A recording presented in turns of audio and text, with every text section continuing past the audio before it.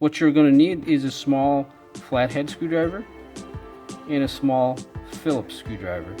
So what you want to do is turn the key over, take a flathead screwdriver, and there is a notch right here in the back cover, and you're just going to remove that cover from there and set that aside. And you're going to take your Phillips head screwdriver.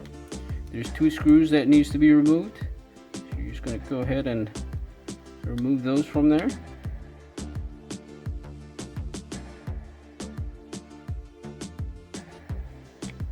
Okay, now that we have both of the screws off, this top cover will actually just come right off just like that. You can set that aside.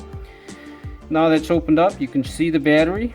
What you want to do is note the orientation of the battery, how it sits in there, so you can put it back in the same way. But take a screwdriver and you could just pop it out just like that. And that's the battery. This particular one in here is a 2016, and that's also marked right inside of this right here, as you can see. That way you can get the correct battery, and I'll leave a link down in the description.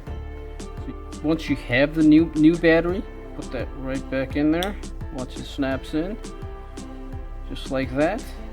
And then you can put the cover back on it, just like that. And the 2 screws will go back.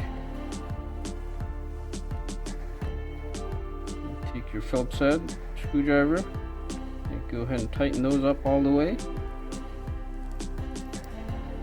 Okay, once those 2 screws are tight, you can put this back cover back on. That'll just snap right in, and that's it. Thank you for watching.